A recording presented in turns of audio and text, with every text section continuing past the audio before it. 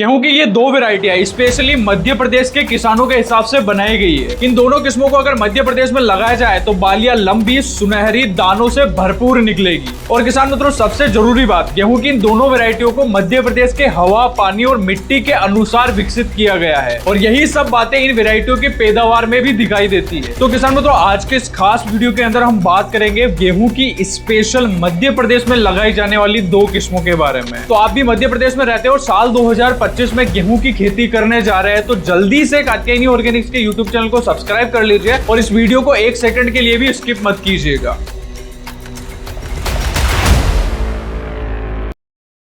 किसान मित्रों, वीडियो शुरू करने से पहले मैं आपको एक छोटी सी जानकारी देना चाहूंगा। अगर आप साल 2025 में गेहूं की खेती करने जा रहे हैं ना, तो आपको सबसे पहले और सबसे जरूरी काम जो है यह करना है कि आपको जर्मिनेशन टेस्ट कर लेना है। भले आप घर का बीज लगाओ, भले आप पैकिंग वाला बीज लगाओ, भले आप रिसर्च बीज लगाओ, आप कोई सा भी बीज लेके आ रहे हो ना, उसका सबसे पहले आपको जर्मिनेशन टेस्ट करना है। जिससे क्या होगा ना, आपको यह पता चल जाएगा कि जो बीज आपने खरीदा है या फिर जो बीज आप लगाने जा रहे हो ना, उसकी जर्मिनेशन पावर कितनी है। और गेहूं का जर्मिनेशन टेस्ट करना है ना, तो आपको सबसे पहले क्या करना है, गेहूं के 100 दाने लेने हैं और इन 100 दानों को आपको जो है गीले कपड़े के ऊपर एक एक करके रख देना है, जमा देना है। और इसके बाद में इस पेपर को आपको लपेट के या फिर फोल्ड करके जो है अंधेरी जगह पे रख देना है। लगभग 7 से 8 दिन तक आपको रखे रखना है, जिसके बाद में बीज का जर्मिनेशन जो है वो निकल के आएगा। और दाने जब आप चेक करोगे ना, तो 100 दानों में से अगर 80 दाने अंकुरित हो रहे हैं, 80 दानों में जर्मिनेशन आ रहा है ना, तो समझ जाइए कि जो बीज आप सिलेक्ट कर रहे हैं ना, उसकी क्वालिटी काफी अच्छी है, जर्मिनेशन पावर काफी शानदार है। उस बीज को आप आराम से बुआई करने के लिए इस्तेमाल में ले सकते हो। लेकिन अगर 100 दानों में से 30, 40 या 50% ही अंकुरित हो पा रहे हैं, तो आपको इस बीज को बुआई के लिए उपयोग में नहीं लेना है, क्योंकि ये जो बीज रहेगा ये आधा और 1/3 हिस्सा ही उगेगा, जिससे क्या होगा ना, गैपिंग आ जाएगा। और गैपिंग आने के बाद में जितनी 1 एकड़ के ऊपर गेहूं के पौधों की संख्या होनी चाहिए ना, उतनी प्रॉपर प्लांट पॉपुलेशन जो है वो मेंटेन नहीं हो पाएगी। इसका सीधा सीधा गहरा प्रभाव गेहूं की पैदावार के ऊपर पड़ेगा। तो आप जब भी बुआई करने जा रहे हैं, तब आपको सबसे पहले ये जर्मिनेशन टेस्ट कर लेना है। किसान मित्रों, वीडियो को शुरू करते हैं और बात करते हैं वीडियो की सबसे पहली किस्म के बारे में, जिसका नाम है HI 1650 यानी कि पूसा ओजस्वी। ये किस्म मध्य प्रदेश के किसानों के बीच में हाल ही में काफी ज्यादा चर्चा के विषय में रही है,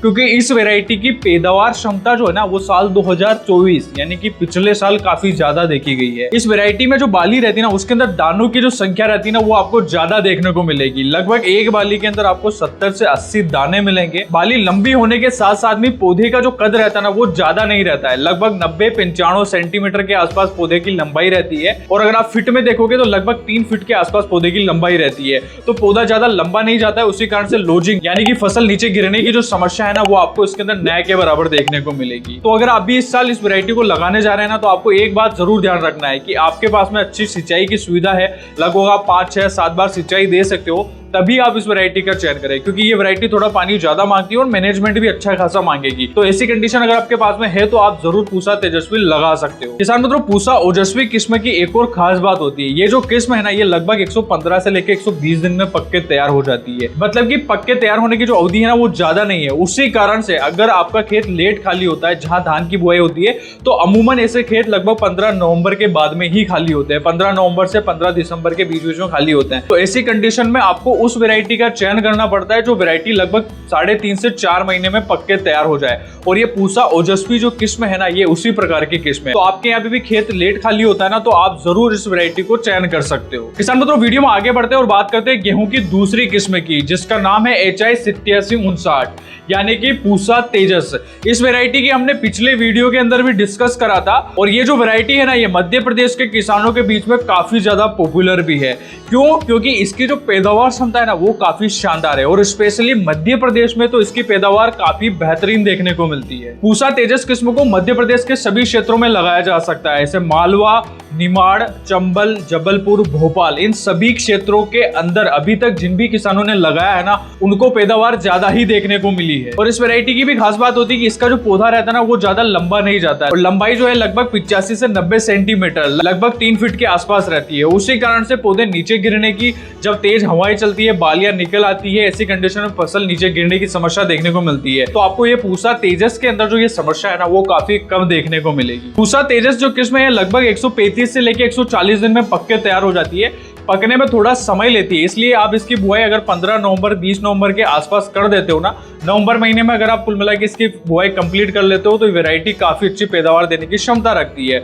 और पैदावार क्षमता की अगर मैं बात करूं तो लगभग 24 से लेके 32 क्विंटल प्रति एकड़ के हिसाब से पैदावार देने की क्षमता रखती है। और पूसा तेजस को अगर आप लगाने का विचार कर रहे हैं ना, तो आप एक बात जरूर ध्यान रख ले कि इसका दाना जो रहता है ना वो थोड़ा कठोर रहता है। तो अगर आप घर के खाने के हिसाब से गेहूं लगा रहे हैं तो आप पूसा तेजस वैरायटी को न लगा के अन्य वैरायटी के ऊपर जा सकते हो। और वहीं अगर आपको गेहूं बेचने के हिसाब से लगाना है तो फिर इससे अच्छी और कोई वैरायटी है ही नहीं। तो आप अगर मध्य प्रदेश में रहते हो और साल 2025 में गेहूं की खेती करके ज्यादा पैदावार लेना चाहते हो तो पूसा तेजस जो वैरायटी है ये काफी शानदार किस्म है, तो इसका चयन आप जरूर कर सकते हैं। तो किसान मित्रों, यही थी मध्य प्रदेश के अंदर गेहूं की लगाई जाने वाली टॉप 2 किस्में जिनकी पिछले साल 2024 में पैदावार क्षमता जो है ना वो काफी शानदार रही थी। और जिन भी किसानों ने इन दोनों वैरायटियों को लगाया था ना, उनको पैदावार क्षमता जो है वो ज्यादा ही देखने को मिली थी। तो वीडियो में दी गई जानकारी आपको अच्छी लगी तो इस वीडियो को लाइक करें, अभी तक चैनल को सब्सक्राइब नहीं करा है तो जल्दी से नीचे दिए बटन पर क्लिक करके सब्सक्राइब कर लीजिए। और साथ ही में आप गेहूं से जुड़ी हुई ऐसी रोचक जानकारी जानना चाहते हैं तो जल्दी से आप हमारी कम्युनिटी पोस्ट से जुड़ जाइए, इसका लिंक आपको डिस्क्रिप्शन में मिल जाएगा।